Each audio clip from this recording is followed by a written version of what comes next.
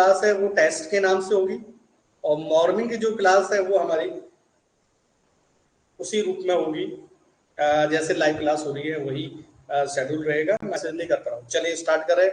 Okay चलिए, तो पहले का जो प्रश्न का जो आंसर है वो मक्का।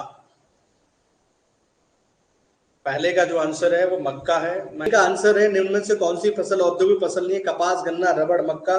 कपास हमारी औद्योगिक फसल है, गन्ना हमारी औद्योगिक फसल है, रबड़ हमारी औद्योगिक फसल है, मक्का हमारी औद्योगिक फसल नहीं है। तो इसका सही आंसर हो गया डी। चलिए बहुत बढ़िया पूनम चंद कांट। ओके, अब नेक्स्ट सवाल पे चलते हैं हम लोग।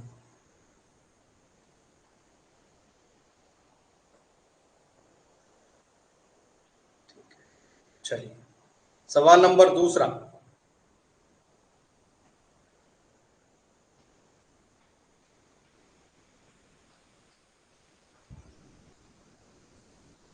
इसमें लिखने नहीं आ रहा, तो आ जाएगा।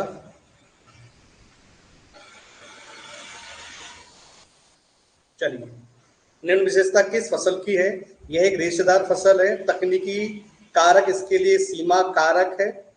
वर्षा 75 से 100 सेंटीमीटर। इस फसल का अवशेष पशु आहार में उपयोग आता है। गन्ना, गेहूं, कपास, चाय। चलिए, प्रिंट के लिए उपलब्ध हो जाएगी, और बोलिए। हाँ, प्रिंट भी मैं दे दूंगा आपको, आज ही क्लास को कर दूंगा आपको। तो इसका सही प्रिंट आपको मिल जाएगा। इसका जो सही आंसर है, और यहाँ कुछ लेट नहीं चल रहा होगा, आप लोग सही चल रहे हैं, ठीक है, जुड़ते चले, मैसेज करते हैं। इसका सही आंसर है कपास, क्योंकि चाय हमारी रेशेदार फसल नहीं है। 75 से 100 सेंटीमीटर वर्षा तकनीकी कारक, और जबकि चाय के लिए तकनीकी कारक होने चाहिए। गेहूं हमारा रेशेदार नहीं है, गन्ना हमारा रेशेदार नहीं है, और फिर गन्ना के लिए थोड़ी वर्षा हमें ज्यादा चाहिए। ठीक है, ओके चलिए नेक्स्ट, अगला प्रश्न। FAO 2021 के अनुसार कपास का सबसे बड़ा उत्पादक देश है। यहाँ पर डबल आ गया, कपास। कपास का सबसे बड़ा उत्पादक देश है। हाँ भैया, विद आंसर जो मैं दे रहा हूँ वही PDF आपको मिल जाएगी। और बोलिए।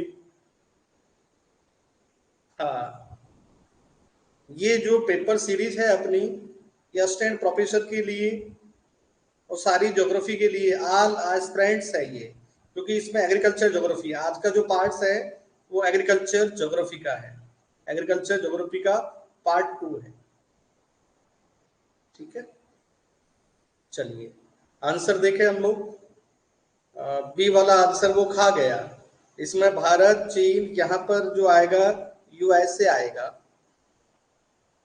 USA खा गया वो, तो हमने USA लिख दिया है, टाइपिस्ट का गया। देखिए मैंने अपने हाथ से खुद से टाइप किए हैं, और फिर उसके बाद टाइप करवाए क्वेश्चन। यहाँ से एक क्वेश्चन लिखकर भेजता हूँ, फिर वो टाइप करके भेजता है। मैं दिखाऊंगा PDF आपको कैसे क्वेश्चन भेजता हूँ लिख के मैं। FAO 2021 के अनुसार कपास का सबसे बड़ा उत्पादक देश है भारत। क्या बात है, बहुत अच्छा, भारत है। नए डेटा आप देखें, मैंने क्लास में सारे नए डेटा लिखवाए इस बार। अगला सवाल, क्वेश्चन नंबर 4।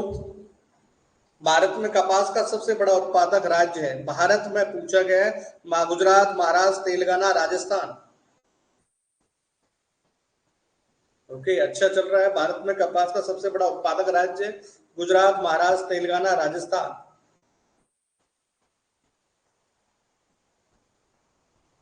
भाई जो पढ़ के आ रहा है वो आंसर दे पाएगा, कोई बात नहीं, पूरा दिमाग लगा के आंसर देना है। कोई फालतू का इस तरह पूरा दिमाग लगा लीजिए, जितना भी है वो दिमाग पूरा लगाइए।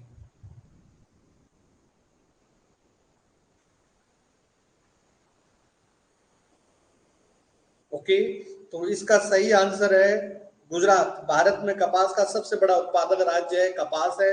उसके बाद आपका महाराष्ट्र आता है, उसके बाद तेलंगाना आता है। तो ये फर्स्ट नंबर पर है गुजरात, सेकंड नंबर पर महाराष्ट्र, और तीसरे नंबर पर है तेलंगाना। तो ये रिपोर्ट भी आप देख लीजिए। तो चौथे का बी नहीं होगा रीना, चौथे का ए आंसर है। आप रिपोर्ट देख लीजिए पुरानी। नेक्स्ट, सॉरी, नया डेटा है, हमने नए डेटा डाले हुए हैं। अगला सवाल, कपास का सबसे बड़ा निर्यातक और आयातक देश क्रमशः कौन से हैं? अच्छा सवाल है ये भी। कपास का सबसे बड़ा निर्यातक और आयातक देश क्रमशः कौन से? यूएसए, चीन, भारत, चीन, यूएसए, बांग्लादेश, ब्राजील और वियतनाम। अभी कुछ समय पहले ये सवाल थोड़ा सा रिपीट हुआ था, आपने देखा होगा। शुरू हो गए हैं। मनीषा बी, रिमझिम ए, अरुण पांडे ए। क्या बात है, फास्ट गति से आते हैं आंसर आपके ए बी ए। अब इसका जो आंसर सही देगा ना, तो आंसर सही भी तो होनी चाहिए भाई। हाँ,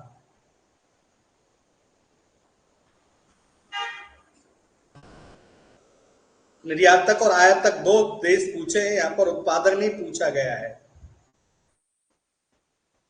इसका मतलब देखिए ये फैक्चुअल प्रश्न है। जिसने डेटा पढ़ रखे है वही आंसर सही दे पाएगा, जिसने डेटा नहीं है उसके आंसर आपको नहीं मिल पाएंगे।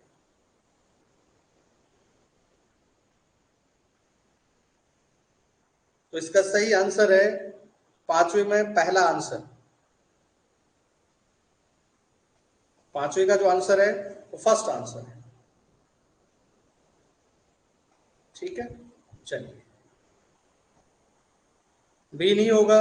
पार्वती आप पढ़ना शुरू कीजिए। छठा, यूएसए के 37 डिग्री नॉर्थ अक्षांश पर 37 डिग्री नॉर्थ अक्षांश के समांतर किस फसल की पेटी स्थित है? के समानांतर किस फसल की पेटी स्थित है? 37 डिग्री के पैरेलल कौन सी पेटी है? चाय, मक्का, कपास, गन्ना। चलिए, मैं यहाँ पर उलझाने के लिए आपको गेहूं भी डाल सकता था यहाँ पर, लेकिन फेमस है, यहाँ पर फेमस के लिए पूछा गया सवाल है।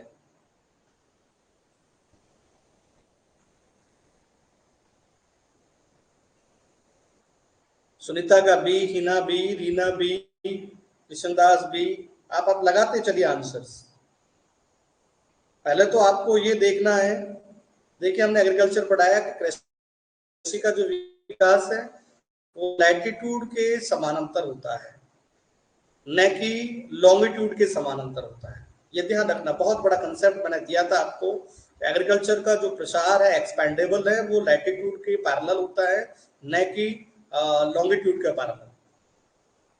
चलिए, और प्रयास कीजिए।